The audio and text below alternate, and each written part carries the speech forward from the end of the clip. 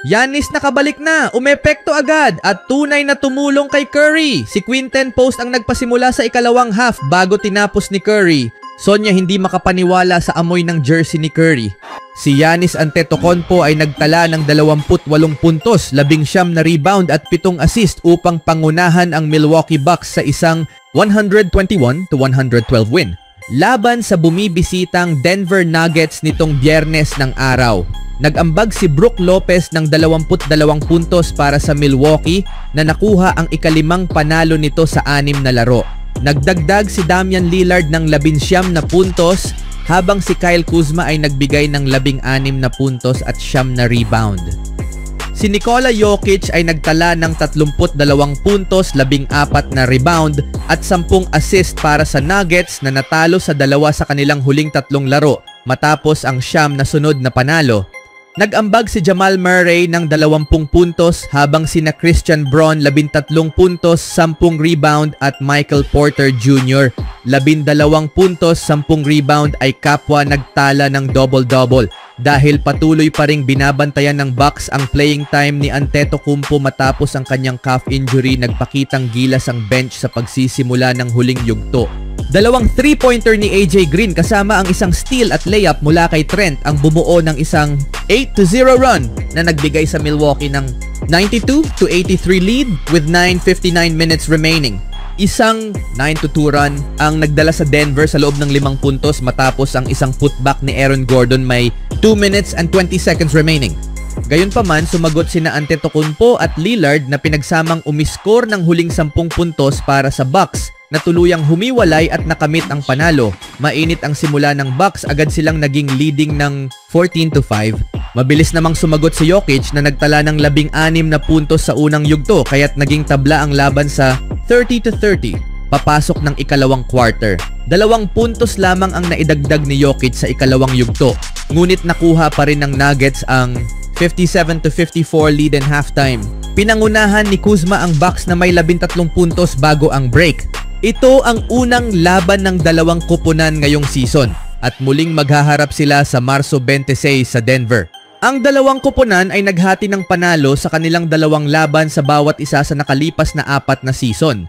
Sa ibang balita naman mga kaibigan, minsan isang tao lang ang kailangan upang baguhin ang takbo ng laro. Mukhang sapat na ang lakas ni Paolo Banchero upang itulak ang Orlando Magic sa panalo nitong Biyernes ng araw sa Kia Center.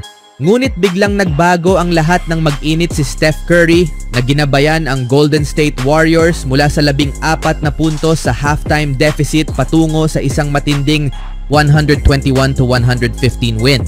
Si Curry ay nagpakitang gilas na may 56 na puntos sa loob ng 34 na minuto, ang kanyang unang 40-point game and 50-point game this season. Matapos makapagtala ng 5 puntos lang sa unang quarter, nagpakawala siya ng 51 sa huling 3 quarters.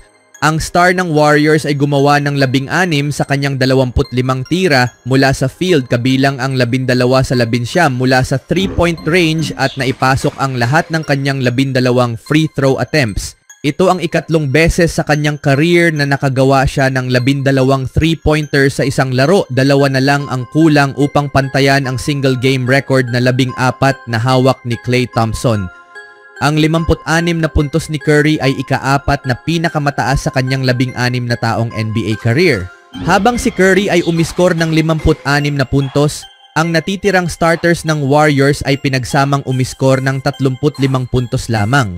Si Draymond Green ay may 12 puntos, si Moses Moody ay may 10, si Brandon Podziemski ay nag-ambag ng 8, at si Jimmy Butler ay may mababang 5 puntos. Kahit si Curry ang sentro ng kwento, karapat-dapat din ng papuri si Quinten Post. Ang second round rookie ay may plus 22 rating in just 24 minutes. Nagtala ng 18 puntos mula sa bench at nagbigay ng malaking kontribusyon sa panalo ng Warriors. Ito ang mahahalagang punto mula sa panalo ng Warriors. Una, sinagip ni Steph ang team. Ang unang bahagi ng laro ay ang Steph show, ngunit sa kasamaang palad para sa Warriors, walang sumabay sa kanya sa una. Nagtala lang siya ng 5 puntos sa first quarter bago sumabog ng 16 sa second quarter. Samantala, ang iba pang starters ng Warriors ay parang nanood lang, pinagsamang umiskor ng 18 puntos. Kahit may buzzer beater si Curry sa dulo ng first half, leading pa rin ang Magic 67-53. Pinakamasama ang unang half ni Butler bilang isang Warrior na may 2 puntos lang sa halos 15 minuto at may negative 21 plus minus rating. Si Podziemski naman ay negative 20 and Green with negative 14. Mula sa dating 17 puntos na deficit, naipasok ni Curry ang 2 free throws with 6:39 minutes mark in third quarter upang bigyan ang Warriors ng kanilang unang kalamangan sa laro. Nagtala siya ng 22 puntos sa ikatlong quarter, dahilan upang umabot sa 43 puntos ang kanyang total sa loob ng 27 minuto, ngunit 5 puntos lang ang kanilang lead. Sa ika-4 na quarter, hindi bumagal si Curry, nakapagtala siya ng 13 puntos kabilang ang 3 crucial 3-pointers upang selyuhan ang panalo. Pangalawa, paghaharap ng malaki at maliit. Kung pag-uusapan ng kasikatan sa NBA, ang Warriors ang Goliath at ang Magic ang David. Ngunit sa sukat ng mga manlalaro, baliktad ang sitwasyon. May 3 6'10" players for Magic, Banchero, Franz Wagner, and Wendell Carter Jr. Sa kabilang banda, walang sino mang mas mataas sa 6'7" starting 5 for Warriors, kung saan si Butler na isang small forward ang pinakamataas. Ang starting power forward nila na si Moody ay 6'5" and Green na kanilang small ball center ay 6'6". Ano ang naging epekto nito sa laro? Sa unang quarter, nilamon ng Magic ang Warriors sa rebound battle, 13-6 at sa points in the paint, 20-8. Sa halftime, lumubo ito sa 24 na rebounds para sa Orlando laban sa 16 lang ng Golden State habang nanatili silang dominante sa pintura 30-18. Ngunit nag-iba ang istorya sa second half kung saan parehong may 22 rebounds ang bawat koponan. Ang pangatlo, ang matalinong adjustment sa pangalawang half. Natanto ni Steve Kerr ang problema sa sukat ng lineup kaya gumawa siya ng matinding pagbabago pagpasok ng second half. Pinasok niya ang 7-foot rookie Quinten Post upang ipareha kay Green sa frontcourt habang inilagay si Moody sa bench matapos itong magmintis sa lahat ng 4 niyang attempts sa first half. Nagbunga agad ang pagbabago. Sa loob ng unang 3 minuto ng ikatlong quarter, nagtala si Post ng 10 puntos sa perpektong 4 sa 4 na shooting, kabilang ang 2 3-pointers. Sa first half, naglaro lang si Post ng 5 minuto at naka-score ng 2 puntos sa isang shooting. Pero sa second half, binigyan siya ng mas maraming minuto, 19 minutes, kung saan nakapagtala siya ng 16 puntos sa 6 sa 8 shooting, kabilang ang 2 sa 4 mula sa labas ng arc.